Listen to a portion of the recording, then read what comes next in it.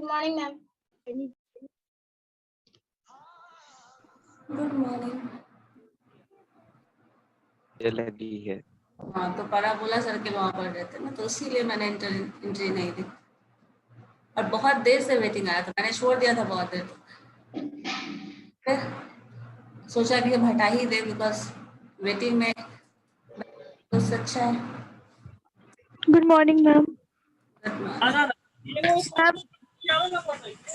Ma'am मैं last class present थी but मेरा डिस्कनेक्ट हो गया था, शायद अटेंडेंस नहीं हुआ मेरा, नेटवर्क इशू था। 7 रोल नंबर।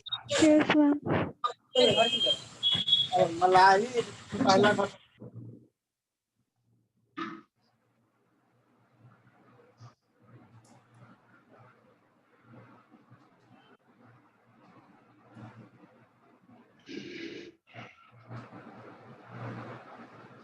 अब ये कौन है?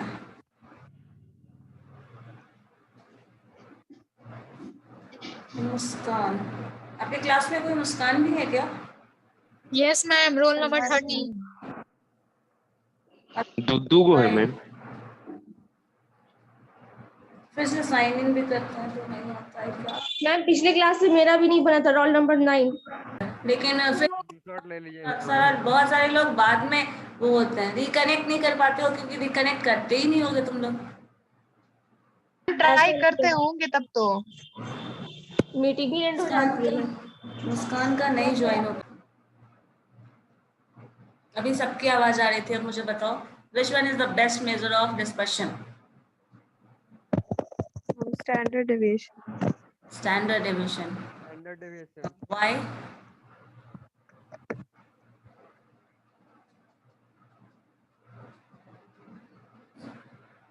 कोई आंसर कर सकता है इस बात का? Why standard deviation is a better measure of dispersion or best?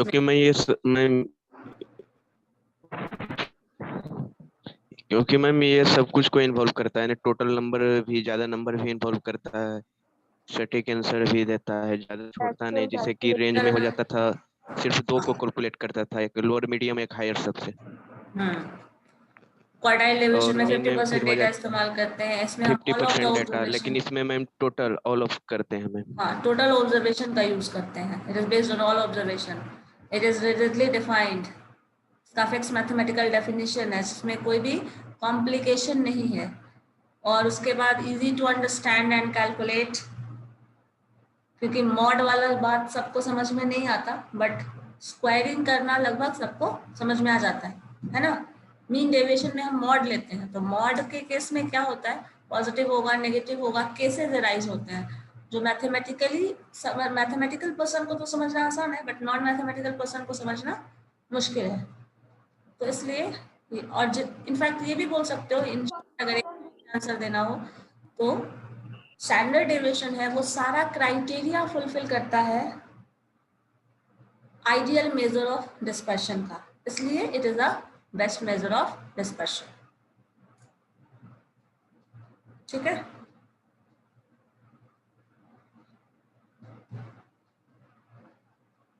इसके बाद हम लोग एक टर्म पढ़ रहे थे एस, वो क्या था बता सकते हैं? What was S? एस और एस स्क्वायर के टर्म में डिफाइन कर रहे थे, रूट मीन स्क्वायर और root square mean root, root mean square और मीन स्क्वायर डेविएशन, यही था ना।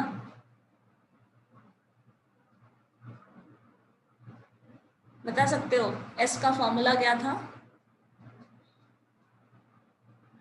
अच्छा, सिग्मा स्क्वायर क्या है? रोल नंबर 6 आप बताओ, सिग्मा स्क्वायर क्या है? पता नहीं मैम। पता नहीं? क्यों पता? लास्ट क्लास में नहीं थे? कॉपी लेके सिर्फ बैठे रहते हो, लिखते हो नहीं हो?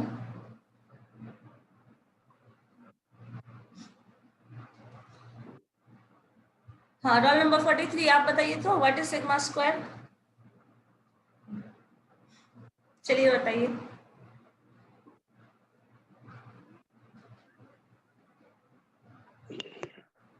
What is sigma square?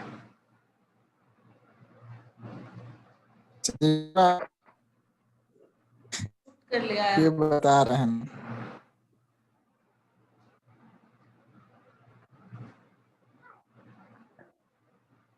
बता रहे हैं मतलब रिसर्च करना है फिर उस पे। आदित्य आप बताओ तो, roll number 30। Ma'am root under n/2 करके इसे रूट अंडर n/2 और n/2। n/2 तो नहीं कहीं है, n/2 तो सिर्फ मीडियन में आता है। समथिंग बाई n हो सकता है बट n/2 नहीं होगा। Mukul roll number 53। Yes ma'am. What is sigma square? नहीं पता है मैम।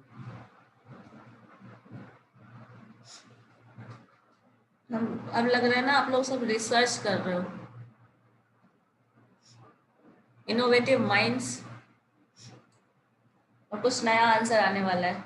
आप लोगों का फेशियल एक्सप्रेशन ऐसे, सबका तो दिख नहीं रहा है बट फेशियल एक्सप्रेशन ऐसा होता है ना कि क्वेश्चन पूछो तो इतने गहराई से सोच रहे हैं, कुछ इनोवेटिव आंसर देने वाले हैं। Roll number 111।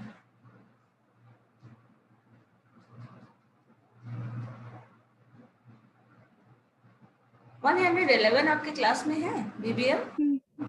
मैम ये किसी का रोल नंबर ही नहीं है। वही तो, ये 160 से 80 क्या? मैम सिग्मा, मैम हाँ बोलिए।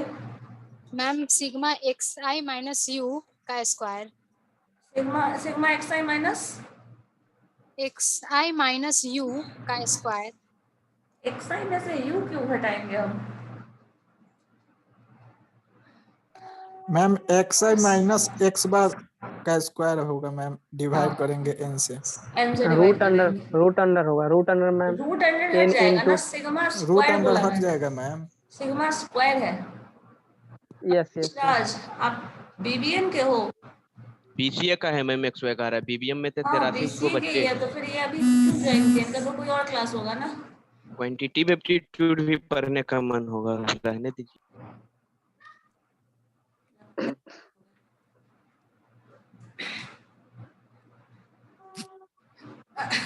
तो सिग्मा स्क्वायर है, वो क्या है? 1/n समेशन xi, जो स्टैंडर्ड डेविएशन था उसका स्क्वायर कर दो, सिर्फ रूट हटा दो, बात खत्म हो गई। वही वेरिएंस है। Yes ma'am. सब अभी से देखिएगा, फिर मार्क्यू में पूछना होगा तो आप लोगों से क्वेश्चंस जितना कॉन्सेप्ट बेस्ड समझ लो उतना अच्छा है ना, बट वो आंसर देना आसान होगा आप लोगों को। चलो देखो, लास्ट डे हम लोग ये कर रहे थे स्टैंडर्ड डेविएशन और वो सब जो था हम लोगों ने ऑलमोस्ट। तो अब स्विच करते हैं, थोड़ा आगे बढ़ते हैं। सिग्मा और एस, मैंने कहा था जितना भी स्टैटिस्टिक्स में क्वांटिटेटिव मेथड्स में जितना भी टेक्निक डिराइव किया गया है वो सारा डेटा को स्टडी करने के लिए, मैंने कहा ना क्वांटिटेटिव टेक्निक है, क्वांटिटेटिव मेथड्स है, और क्वांटिटी यहाँ क्या है? Data. Data is the quantity.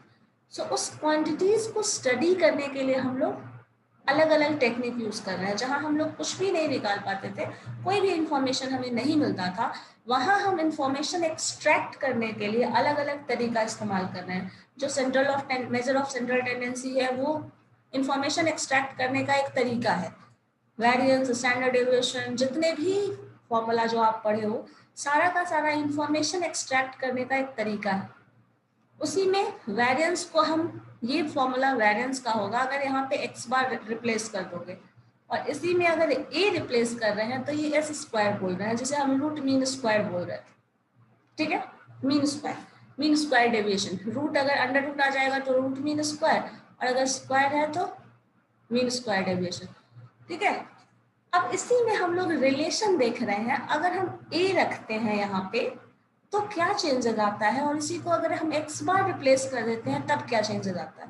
और यही समझने के लिए हम लोग रिलेशन बिटवीन सिग्मा और s पढ़ते हैं। ठीक है, रिलेशन बिटवीन सिग्मा और s क्यों पढ़ रहे हैं? क्योंकि अगर हम ये चेक करना चाहते हैं a अगर यहाँ होता है तो क्या इफेक्ट होता है उसका डेटा पे, और अगर x बार यहाँ होगा तो क्या इम्पैक्ट आएगा। इसी रिलेशन को स्टडी करने के लिए हम relation between sigma and S पढ़ रहे हैं, और दोनों में ज्यादा डिफरेंस है नहीं, आपको पता है, सिर्फ ए को एक्स बार से रिप्लेस कर दिया गया, then that is sigma square, और अगर एस का बात करें तो ए है तो एस स्क्वायर वाला टर्म आ जाएगा।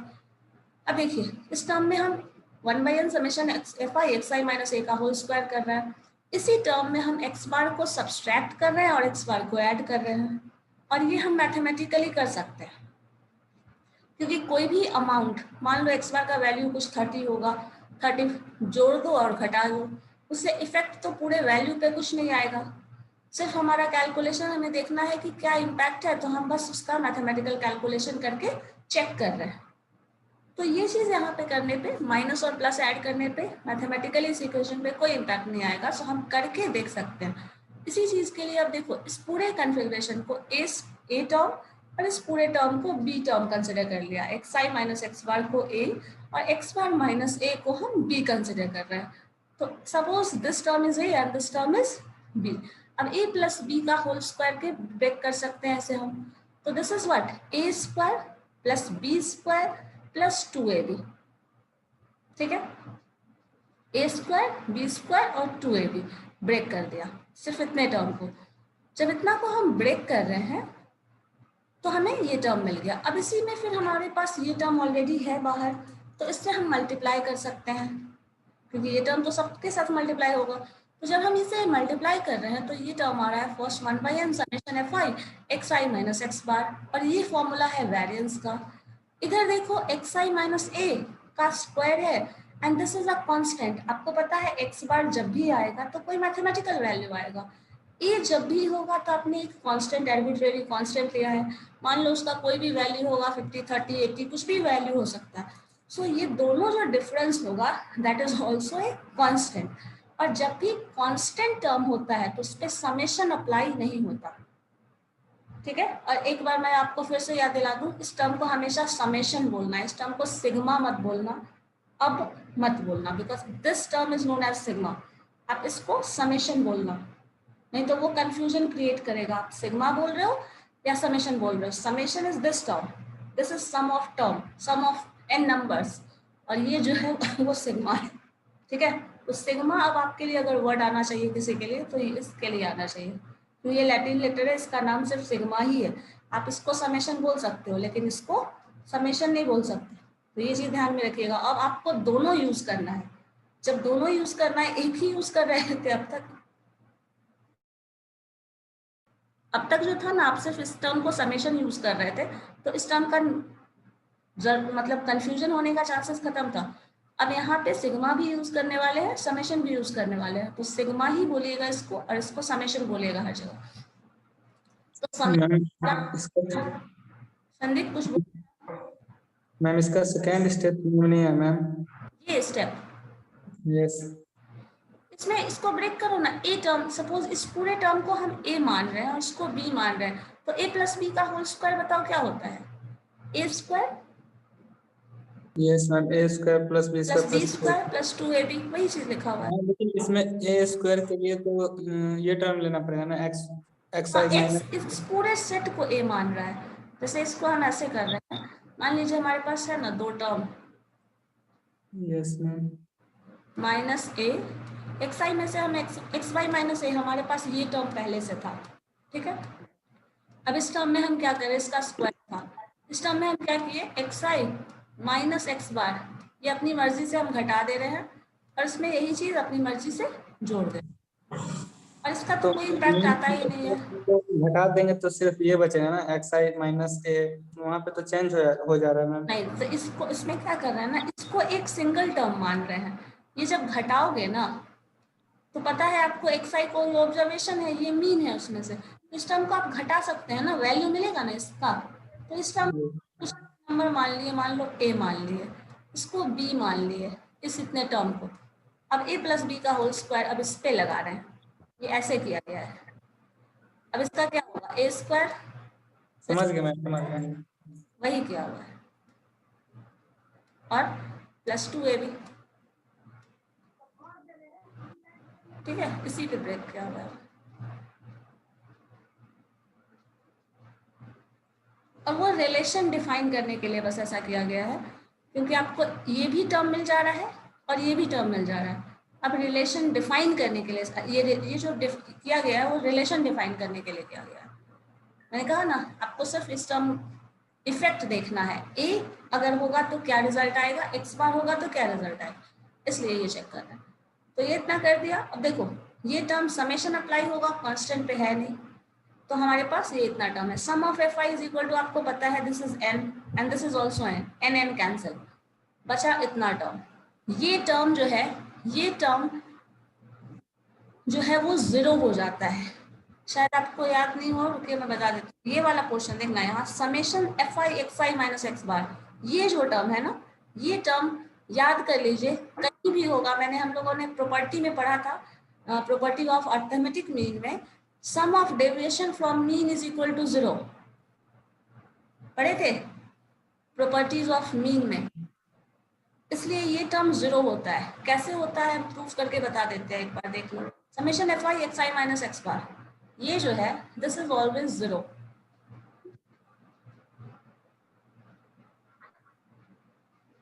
समेशन है एफ आई है X I minus x bar, term होगा तब। अगर स्क्वायर करोगे तो 0 नहीं होगा, लेकिन ये टर्म का करोगे तो 0 हो जाएगा। देखो इसको अगर ब्रेक करें तो लिख सकते हैं समेशन एफ आई, ठीक है, X I minus summation F I into X bar. बताओ लिखा जा सकता है इसको ब्रेक करके, ये बताओ। Yes ma'am. जब ये टर्म है, अब आपको पता है कहीं फॉर्मूला पढ़ा होगा, ये फॉर्मूला रटाया है अब तक, 1/n summation F I X I, ये फॉर्मूला पढ़े हैं। दिस इज मीन, ये n इधर कर लो, एक्स बार इंटू एन, ठीक है। This is equal to summation F I X I. बताओ लिख सकते हो ये? Yes ma'am. अब ये टर्म जो है, this term is equal to this term, तो यहाँ पे देखो वही टर्म है, सेम है ये दोनों, तो हम इसको लिख सकते हैं n टाइम्स एक्स बार, लिखा जा सकता है। And this minus x bar already है यहाँ, और ये term summation F I is equal to पता है आपको n है, दोनों सेम टर्म हो गया, क्या हो जाएगा 0। ये हमने प्रॉपर्टी में पढ़ा था, शायद याद ना हो, ऐसा होता है।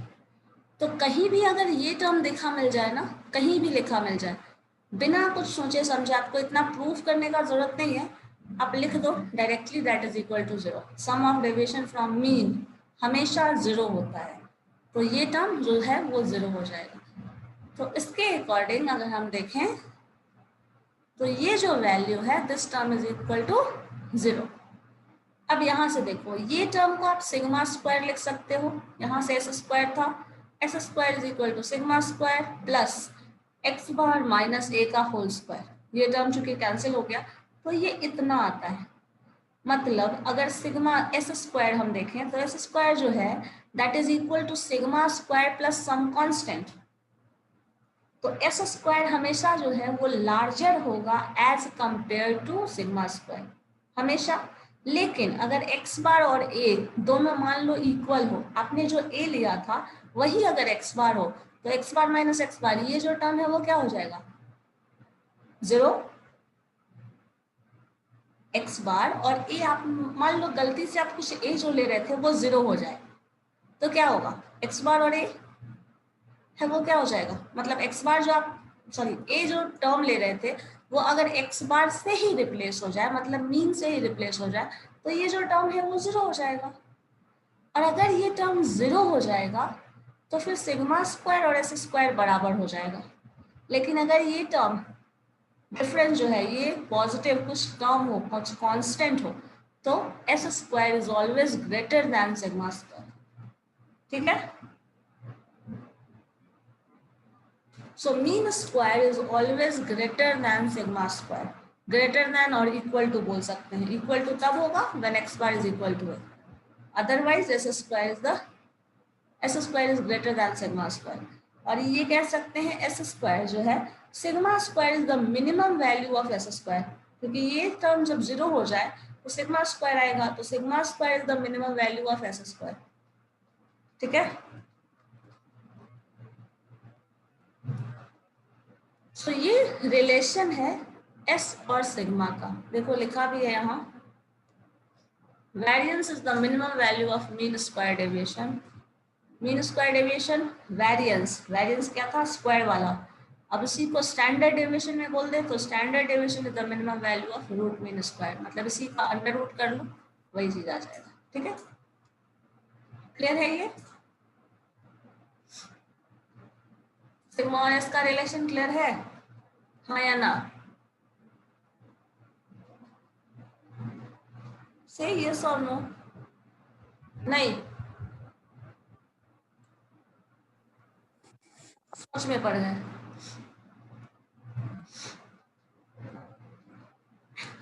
देखो कुछ नहीं कर रहे हैं हम लोग, सिर्फ इसमें एक्स बार ऐड कर रहे हैं, सब्सट्रैक्ट कर रहे हैं, स्क्वायर पे ब्रेक कर दे रहे हैं, क्योंकि हमें ब्रेक करने से रिलेशन ये टर्म सिग्मा के फॉर्म में मिल जा रहा है।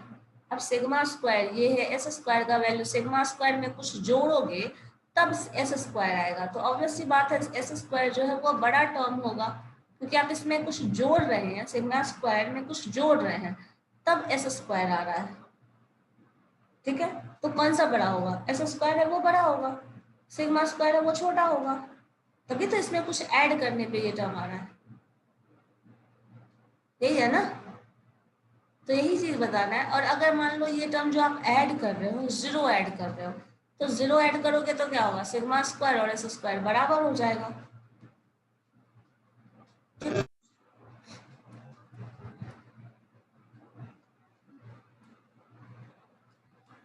इसके बाद हम लोग एक चीज देखते हैं, हम लोगों ने एक नया टर्म पढ़ा था जो स्टैंडर्ड डेविएशन पढ़ रहे थे, उसको हम वेरिएंस बोल रहे थे, उसका स्क्वायर करने के बाद जब हम स्क्वायर कर रहे हैं तो जो स्टैंडर्ड डेविएशन है वो वेरिएंस है। अब देखो कभी कभी ऐसा होता है, जैसे आप मीन कैलकुलेट करने का अलग अलग फॉर्मूला पढ़े हैं, जब फ्रीक्वेंसी डिस्ट्रीब्यूशन गिवन हो तब, जब नहीं गिवन हो, ग्रुप डेटा, अनग्रुप डेटा, उसमें आप स्टेप डेविएशन पढ़ते थे, जिसमें मैंने कहा था कि उसको change of origin and scale जैसा कुछ कॉन्सेप्ट आता था जो आप स्टेप डेविएशन में कर रहे थे। Change of origin and scale करेंगे तो उसका अलग फॉर्मूला आ जाएगा। इसी तरह अलग अलग फॉर्मूला जनरेट होता है एक ही फॉर्मूला से। तो वेरिएंस कैलकुलेट करने का हम फॉर्मूला जो अभी पढ़े हैं स्टैंडर्ड डेविएशन के हेल्प से, वो हमारे पास ये है। अब इसी फॉर्मूला को हम अलग अलग तरीके से मॉडिफाई कर सकते हैं अकॉर्डिंग टू द नीड और नेसेसिटी। देखो जो फॉर्मूला आपने स्टेप डेविएशन में पढ़ा था वो याद है, कुछ शॉर्टकट टाइप का था जिसमें आप कुछ एज्यूम्ड मीन बना लेते थे, कैलकुलेशन रिड्यूस हो जाता था। तो हम लोग क्यों करते थे, वो कैलकुलेशन कम करने के लिए। उसी तरह कैलकुलेशन कम करने के लिए इस फॉर्मूला को भी हम चेंज करके दूसरे फॉर्म में ला सकते हैं। वैसा करने से कैलकुलेशन कम हो सकता है कभी कभी केसेस में, तो हम चाहे तो ये फॉर्मूला नहीं करके दूसरा फॉर्मूला भी यूज कर सकते हैं। तो ये आप पे डिपेंड करता है टोटली, आप कोई भी फॉर्मूला यूज करो। आपको अगर ये फॉर्मूला सुटेबल लगता है तो आप यही यूज करिए, कोई प्रॉब्लम नहीं है दूसरा करने का। बट हाँ, देख लेते हैं कैसे फॉर्म चेंज होता है। आपको अगर ये याद रखना है, मतलब आपके लिए इजी है, अगर ये फॉर्मूला पड़ता है तो आप इसी को हमेशा यूज करो। लेकिन अलग फॉर्म भी होता है तो वो पता होना चाहिए। जैसे देखो ये फॉर्मूला थोड़ा कॉम्प्लिकेटेड हो जाता है कभी कभी, जब आप मीन कैलकुलेट करोगे तभी हम आगे कुछ प्रोसीड कर सकते हैं। और मीन कभी कभी मान लो बहुत फ्रैक्शन वैल्यू में आ गया, जैसे पॉइंट वगैरह में आ जाता है, फिर उसका स्क्वायर करते हैं, तो अगर उसका स्क्वायर करोगे तो वो जो टर्म आएगा थोड़ा कॉम्प्लिकेटेड आ जाता है। तो कभी कभी ये जो वैल्यू है फ्रैक्शन में आएगा या फिर पॉइंट में आएगा, डेसिमल में कुछ वैल्यू आ गया, तो उस केस में ये कैलकुलेशन बहुत कॉम्प्लिकेटेड हो जाता है। तो उस केस में हम लोग दूसरा फॉर्मूला यूज कर सकते हैं। जैसे देखो यहाँ लिखा है, अगर एक्स बार होल नंबर नहीं मिले और फ्रैक्शन मिल जाए, फ्रैक्शन में मिल जाएगा मतलब वही पॉइंट डेसिमल में आपका कैलकुलेशन आएगा। और उस केस में क्या होता है, the calculation of this is very cumbersome and time consuming. So time consuming अगर हो जाए फॉर्मूला, हम कैलकुलेशन कर रहे हैं और अगर मान लीजिए सारा कैलकुलेशन हमें मैनुअली करना है, तो इतना टाइम टेकिंग कैलकुलेशन हम क्यों करेंगे। So in order to overcome the difficulty, we are going to develop new formula, formula based on that, वो बेस्ड उसी पे होगा। अब देखो उसमें भी क्या किया है, बहुत आसान सा काम है। हमारे पास ये फॉर्मूला है sigma square is equal to 1/n summation fi minus x bar का होल स्क्वायर। अब इसको a प्लस बी के फॉर्म में ब्रेक कर लो, xi a square plus B square plus 2ab लिख सकते हैं ना, xi का स्क्वायर प्लस एक्स बार का स्क्वायर माइनस 2xi एक्स बार लिख सकते हैं, इतना कोई प्रॉब्लम नहीं है। a प्लस बी के whole square a minus B के होल स्क्वायर पे ब्रेक कर दिया, a square xi square plus X bar square minus 2xi X bar. अब इसी को ब्रेक करने के बाद समेशन वाला पोर्शन अप्लाई कर दो, 1/n summation fi xi square plus X bar plus X bar square, so x bar is a constant. फिर इस पे समेशन अप्लाई नहीं होगा तो एक्स बार यहाँ बाहर रख दिया है, X bar square into 1/n summation fi minus 2x bar, 2x bar यहाँ 2 is a constant, x bar is a constant, summation fi xi ये हमारे पास आ गया। 1/n सब में है तो 1/n डिवीजन में सब में है हमारे पास। अब ये देखो this term 1/n summation fi xi square आया, दिस टर्म यहाँ पे समेशन fi है और summation fi is equal to क्या होता है, n, capital N। So capital यहाँ पे न्यूमरेटर में है और कैपिटल N डिनोमिनेटर में है, दोनों एक दूसरे कैंसिल कर देगा माइनस। हाँ बोलिए। ये बीच वाला जो x के ऊपर बार का स्क्वायर वहां पर कुछ नहीं है, ऊपर सेकंड पोर्शन ये वाला टर्म ये x बार है, ये वो इरेज हो गया थोड़ा, x ये टर्म मैंने कहा ना, ये टर्म यहाँ पे रिमूव हो क्या गया है, ये समेशन fi xi है, तो समेशन fi xi एक दूसरे को कैंसिल कर देगा, n आ जाएगा माइनस 2x बार। और ये टर्म देखो फिर से फॉर्मूला किसका है, मीन का,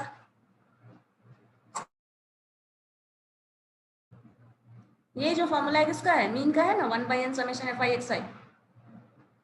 बताओ, सो ये एक्स बार हो गया और ये एक्स बार ऑलरेडी है, तो x bar into X bar square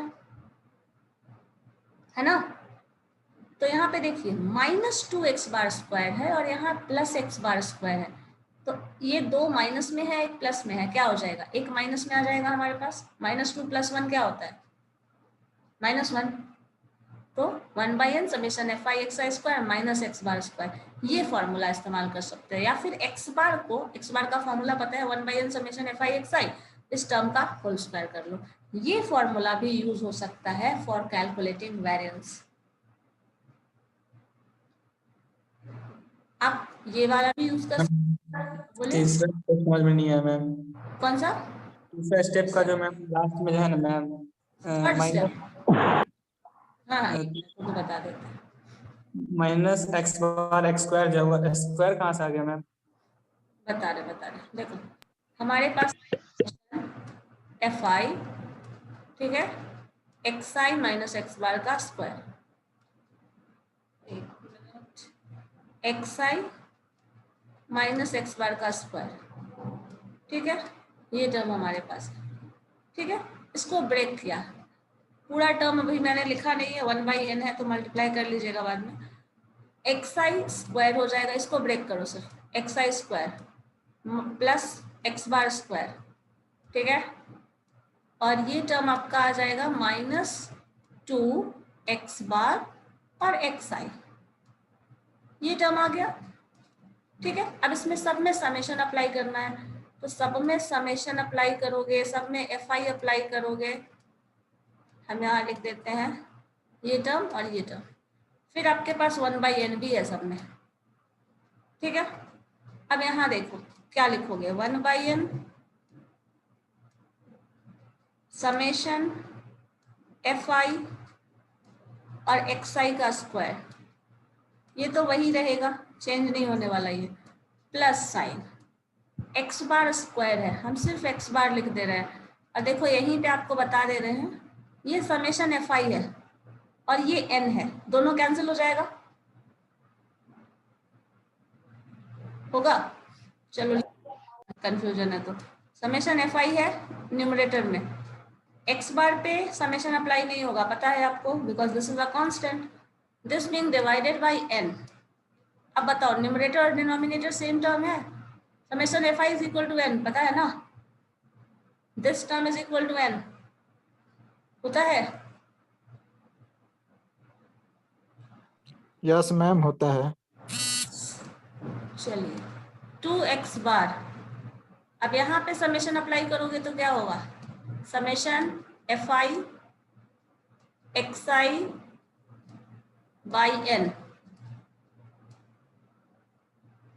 ये टर्म क्या है मुझे ये बताइए।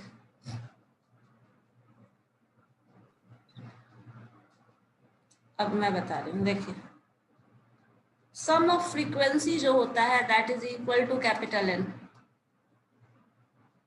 सो ये टर्म कैंसिल हो जाएगा, ठीक है। ये जो टर्म होता है ये डेफिनेशन ऑफ x बार है।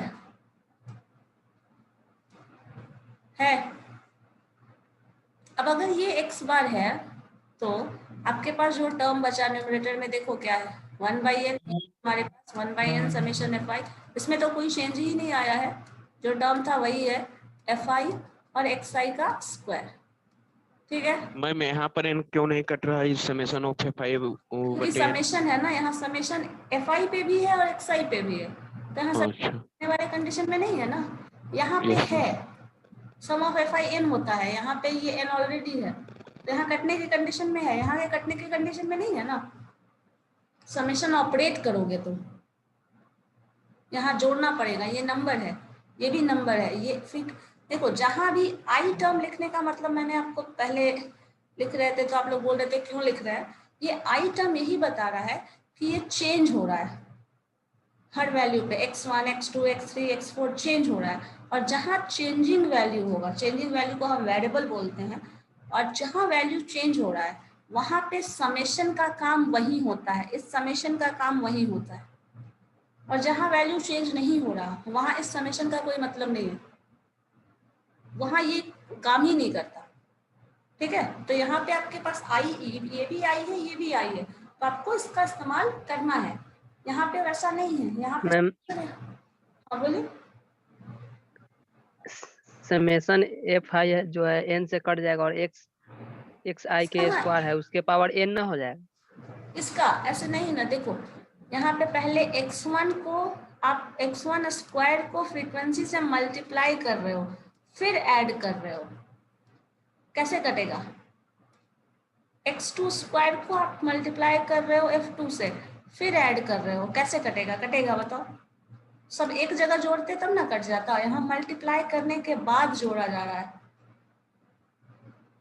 जैसे आपका एज और आपका वेट हम मल्टीप्लाई कर दिए, फिर जोड़ रहे हैं, फिर किसी और का, आपके क्लासमेट का एज और वेट मल्टीप्लाई करके जोड़ रहे हैं, तो आपका दोनों का एज अलग अलग जुड़ के कट जाएगा कभी नहीं ना, क्योंकि यहाँ मल्टीप्लाई हो रहा है, समझ रहे हैं? मल्टीप्लाई हो रहा है ना, क्योंकि देखो तुम्हारा एज कुछ होगा, चलो मान लिया 19, ठीक है, और आपका वेट है, अब यहाँ पे हम जब मल्टीप्लाई कर दिए मान लीजिए 58, ये वेट है, अब ये जब हम मल्टीप्लाई करने के बाद यहाँ जोड़ेंगे, जो नंबर आएगा हम वो नंबर यहाँ लिखेंगे, फिर दूसरा नंबर यहाँ लिखेंगे, फिर दूसरे कैंडिडेट का यहाँ नंबर लिखेंगे, अब जोड़ रहे हैं, तो अब जोड़ेंगे तो fi कैसे जुड़ जाएगा एक जगह, है ना, दोनों में अंतर है। आपको मीन वाला टेबल याद करना पड़ेगा, मीन वाले में हम लोग क्या करते थे, एक f वाला टेबल होता था, उसमें नीचे जोड़ लेते थे, उसको समेशन fi कहते थे, और दूसरे केस में क्या करते थे, xi और fi दोनों मल्टीप्लाई करके नीचे जोड़ते थे, समझ रहे हैं? इन दोनों में अंतर है, ये n होता है, ये मल्टीप्लाई करके जोड़ने वाला तो ये नहीं होता ना। आप बनाए हैं मीन का, जब मल्टीप्लाई कर दोगे तो फिर इंडिपेंडेंट टर्म कहाँ से मिलेगा? मिलेगा ही नहीं, करके देखना टेबल में, कभी नहीं होगा ऐसा। ओके। अब देखो ये टर्म कैंसिल, तो यहाँ बचा x बार, हमारे पास x बार का स्क्वायर है, और यहाँ देखिए समझ नहीं आ रहा था किनको, कौन है, ये देखो ये टर्म मीन है x बार, और x बार और x बार दोनों क्या है, x बार का स्क्वायर हो गया, दोनों मल्टीप्लाई हो रहा है। रोल नंबर 6 आपने क्वेश्चन पूछा था ना, देखो ऐसे कर रहे यस। अब ये जो टर्म है देखो यहाँ -2x बार है, यहाँ +2x बार है, क्या लिखोगे? -x बार हो जाएगा मैम। बस यही लिखना था। fi इधर x5 का स्क्वायर माइनस यहाँ x बार का स्क्वायर। यस मैम, यही फॉर्मूला था जो हम यहाँ देख रहे थे। बस इतना ही फॉर्मूला है मैम। बस यही फॉर्मूला, और नहीं तो इसमें मीन का फॉर्मूला ये रख लो, ये वाला माइनस कर दो, चेंज करके 1/n, तो कैलकुलेशन नहीं करना पड़ेगा आपको। f(xi) ये लिख लो,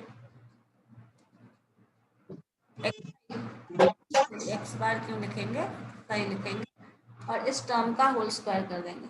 क्या कर दिया, x बार का फॉर्मूला लिख दिया, उसके बाद स्क्वायर कर दिया। आइदर आप ये इस्तेमाल करें और ये इस्तेमाल करें, कोई दिक्कत नहीं है, या फिर आप ये इस्तेमाल करें, सबका आंसर सेम आएगा, लेकिन आपको किस में कैलकुलेशन कम करना पड़ रहा है वो देख लो। लास्ट वाला में मैम। कभी कभी होता है ना कि ये टर्म आपको पहले से पता है और ये टर्म आपको इंफॉर्मेशन में कहीं ना कहीं डेटा में दिया हुआ है, या फिर एक कॉलम ये निकाल लो तो ये पता है तो कैलकुलेट कर लेंगे। Yes ma'am. तो कैलकुलेशन अपना रिड्यूस करने के लिए थोड़ा बहुत स्मार्ट टेक्निक इस्तेमाल करना पड़ेगा सिचुएशन के हिसाब से, और जो भी इंफॉर्मेशन गिवन है उसके हिसाब से। देखिए ये वाला टर्म वही था और ये उसको ऐसे रिप्लेस, आप ये इस्तेमाल करो। मैम अटेंडेंस ले लिया मैम? हाँ ले लिया। कब ली है मैम? मैम पीछे वाला में एक जगह था मैम। हाँ 1 मिनट रुको, ले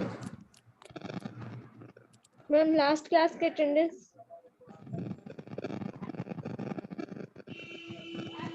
लास्ट क्लास का अटेंडेंस नहीं बना था, बन गया था। मैम आधे स्टूडेंट का नहीं बना था। क्यों, आधे स्टूडेंट कहाँ से ले गए थे? मैम नहीं आया था सब मैम, स्टूडेंट नहीं आया था नहीं आया था, उनका कैसे बन जाएगा? मैम हड़ताल किया था सब, हड़ताल किया था सब मैम। मतलब ये क्यों किया था? ज्वाइन किए थे मैम।